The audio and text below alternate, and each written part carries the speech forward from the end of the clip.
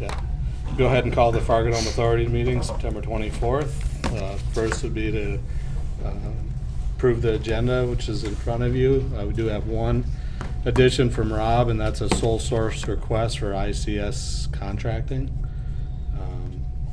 So if there are no other additions or changes, I'd entertain a motion to approve the So moved. With the addition of sole source. motion from Mr. Supas, second from Blake. All those in favor say aye. Aye. Opposed, same sign. On to approval of minutes. Minutes from the August 27th are in your packet, page number 1. If you haven't already, please take a moment to review those. I make a motion to approve the minutes as presented. Motion from Dan, second from Mike. All those in favor of approving the minutes from the August 27th meeting say aye. Aye. Opposed, same sign. Minutes are approved. Any old business to come before the authority? Hearing none, on to new business. Item A, I'd like to welcome Chick-fil-A, Robert, and Mr. Tanette. Welcome, and the floor is yours. Well, actually, I can take it for him too. So as Troy mentioned, Tanette Brackens and Bob Flam. I'll get it. Like 3 weeks from now. Joined us. Thank you for coming. If you have any comments afterwards, or if they have questions for you, great. But it's pretty simple. So as you can see in your packet, starting on page 4 is a approved cater request from Flam Hospitality Group, doing business as Chick-fil-A West Acres, to become an approved caterer here at FARGODOME. They are not asking to serve alcohol, so there's nothing there. They are not available on Sundays or overnight like most of us. They feel they can do between 1,000 and 2,000 people, usually mostly disposable serviceware. They've not had any health department issues, and they have no pending legal actions. A brief catering menu is on page 8, as you can see. If there are no questions from the board members, Bob or Tanette, you can certainly add anything you'd like, but I don't have anything else and don't see an issue here, so I would recommend that motion to approve. Did you want to add anything, or? No, we just look forward to the opportunity to serve the community and feel like this is one opportunity that Chick-fil-A can serve this community, and FARGODOME is certainly a big part of the community. We have really been working with NDSU and catering a number of football events here, and it's going well. Look forward to continuing that relationship with FARGODOME. And I also like to add, the Love Job is too big for us. So. We have a pretty good team. You have a great restaurant. I've been in there. Very good. And from an NDSU We standpoint. were kind of hoping for great samples place. today. We came a few months ago and brought Sarah a sampling. We can improve. All right, Sarah, you gonna thumbs up then, Yeah. right? We can be bought here. I'd certainly make a motion to approve their application for catering. I will second. Motion from Dan, second from David. Roll call. Dan, Yes. Mike, Yes. Troy, Yes. David. Yes. Yes. I do have one question about that. Yes, sir. This may not be the right route to ask about, but if there was an event here and say one of the NDSU teams, like a cheer team, wanted to have a fundraiser using Chick-fil-A, and they would be what we call a third-party sales, would that be an additional approval, or is this covering that type of event? No, this covers just the catering for meeting rooms, things such as that. Okay. As the general manager, you'd work through. We could talk about a third-party relationship like we have with Domino's or Far Out Nuts, things such as that. But that's Different. it's a different and more costly to you.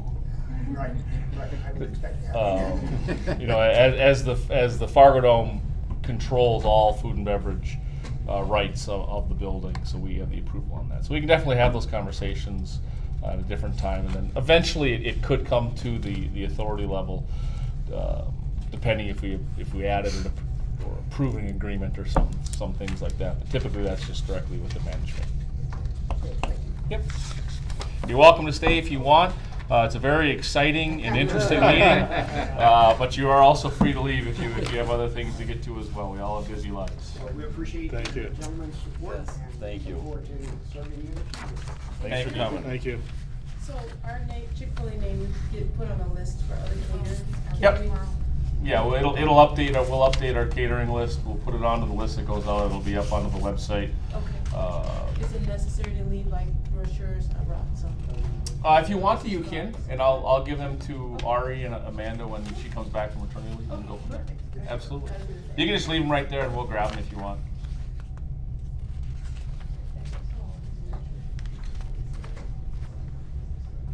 Yeah, no, absolutely. Awesome. Thank you very much. Thank you for your time. Yeah, Thank you. Okay. Thank you very much.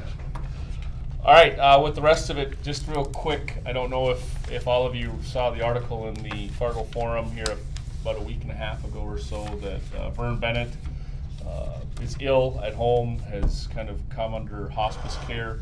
I have not spoken with him in the last week and a half. I did speak with him prior to the authority meeting last month. He did not tell me that at the time. I just knew that he had gotten done with the procedure.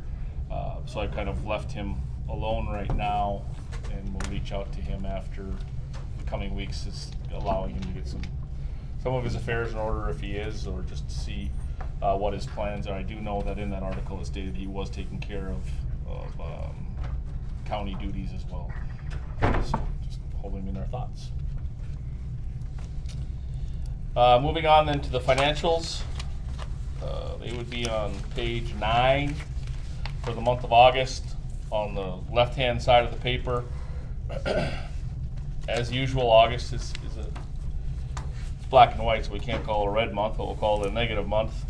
But we did have 2 events with attendance of just about 7,900. Those events were the Twins of Evil, Rob Zombie, Marilyn Manson concert, and then WWE. So we had a total event income for the month of $35,800 compared to a budget of just $4,000. And we had expenses of just over $327,000 compared to $332,000. So we had a net deficit for the month of August of $155,600. However, that was about $42,000 above the budgeted $198,000. On the event income side, you can see the comments with the Rob Zombie Marilyn Manson show not budgeted, and then the WWE about 21 above. 21,000 because it was not budgeted. Not a big amount of ticket sales on the other income side. Slower for there, but now obviously with September, with Jason Aldean being announced and up on sale, also the finishing stretch of Chris Tomlin, Miranda Lambert, and Celine Dion in October, and Slayer in November. We'll see those pick up as well. On the expense side, labor was about $10,000 below budget, with primarily due to the food and beverage vacancy was still in August. However, it was filled towards the end of August with Tim Fink, and the rest of it was about 57 higher. Any questions on the month of August?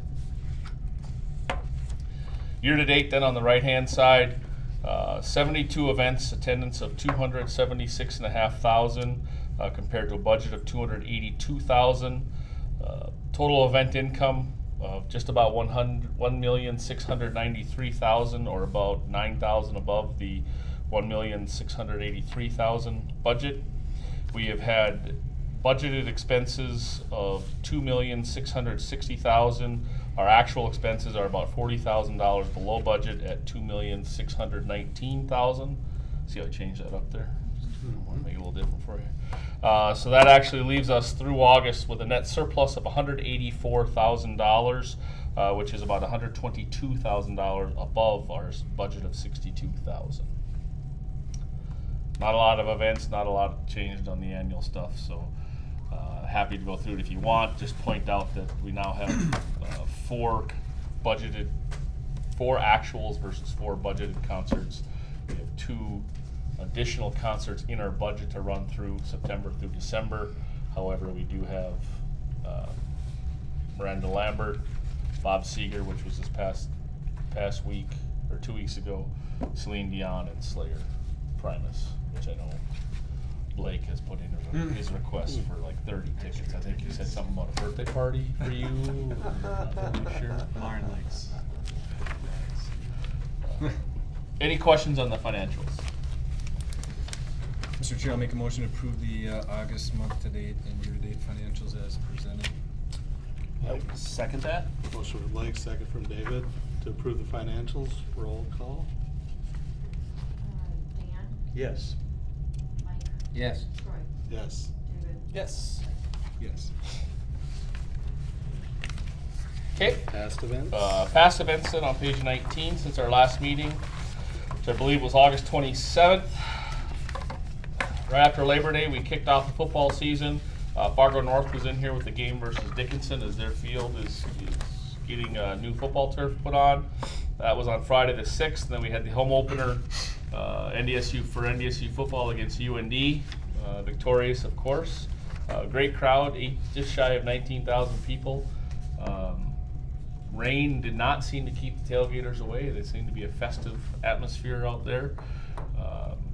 So I had a good event there. The following week, the College of Health Professions Career Fair was in the lobby and upstairs in the meeting rooms, and their scholarship luncheon on the 12th and 13th. On Saturday the 14th, we had Bob Seger was here, just about right around 12,000 people, good show, well attended, so pleased with that. Then this past weekend, back to football, we had Fargo North hosting West Fargo Cheyenne, another good crowd for that. And then the NDSU with UC Davis. The weather turned out better than anticipated, but it hasn't been a perfect day for tailgating, but they still showed up and had a good time. Which brings us to today, which we're right in the middle of the NDSU Engineering and Tech Expo and a couple of other career fairs that they have going on today and tomorrow, with interviews tomorrow and Thursday through the Career Center. I forget their new name, Mike, so I know they changed their name, no longer the Career Center at NDSU. Any comments, questions on past events from board members? Anything you're seeing in concession trends or anything with football, or is it up pretty much on par with numbers, not Concessions trends? have been strong. I forget what the UND game was. It was in the 90s. And last weekend was just shy of 100,000.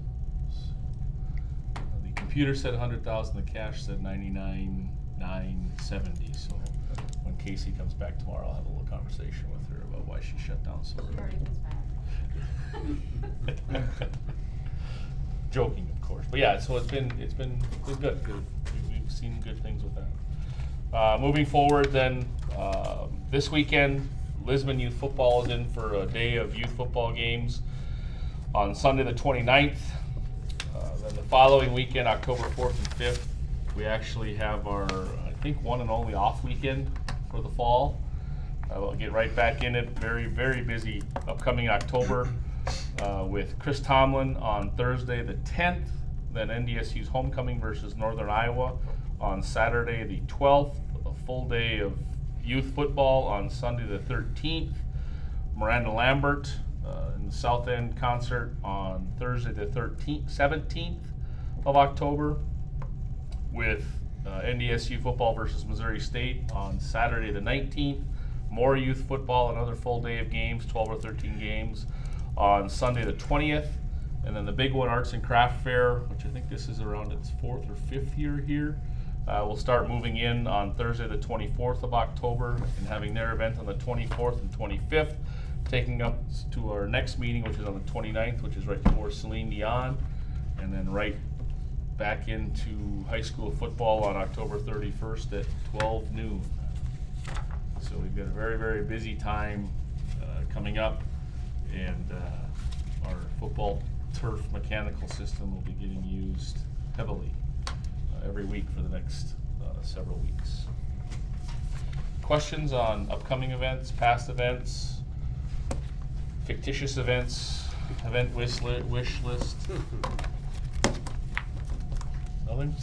Hearing none, that concludes my report. Thank you, Rob. Move on to C, committee reports, building and finance. Blake or Mike? Okay, pretty quiet meeting for us.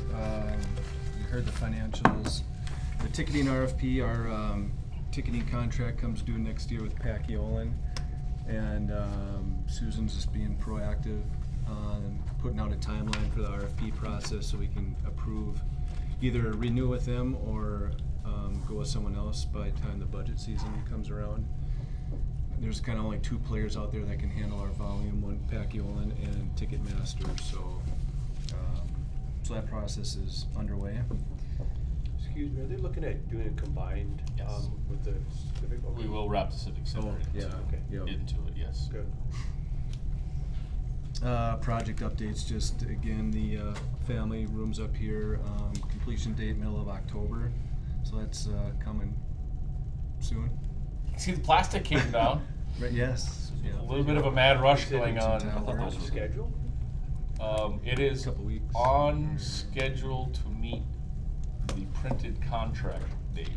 It is the construction schedule that was originally presented is slid a little bit, but we're still shooting for, we're probably not going to be, it'll look mostly finished by homecoming, but I don't know if it'll be usable. Some countertops and furniture may not be in yet and get installed the week of the 13th or the 14th, so it will be October 15th is substantial completion, and we should meet that date. So we get to our first big event, will people even know that it's up there, available? Yes. They will, better. Yeah, because they'll see it right away, because with NDSU football and concerts, they're constantly looking for, particularly the mothers rooms. So we continue to use this room or other rooms for that on those Saturdays, and then the family restrooms as well. Oh, yeah, nice. Like I mentioned, 2 of the 3 family restrooms will actually have adult size changing beds in them. So if it's coming from a different setting versus just a young child. So is that an issue to come out of the stadium and go out and use them? They're escorted up by a supervisor or by event staff, or they're marked somehow so we know that they're up here and that when they come back down. Okay. It's usually the same person deals with them on the way out that deals with them on coming back in. Does create some challenges, but our staff is very good at accommodating it. That is all I have, so I'd make a motion to approve the building and finance committee report. Thanks, Mike. Roll call? Dan, Yes. Mike, Yes. Troy, Yes. David, Yes. Blake. Yes. All right, additional item, sole source request, ICS contracting. Rob? All right, this is just a sole source request for work. ICS general contractor they're actually out of Grand Forks, but they assisted AstroTurf with the installation of our mechanical system, and I believe they did almost fully install Grand Forks's, or at the Laris Centers when they put in their AstroTurf system in 2012, the Magic Carpet 2 system. So this would be a sole source for them to basically sole source for any repairs or replacement work needed on the mechanical system, which would be the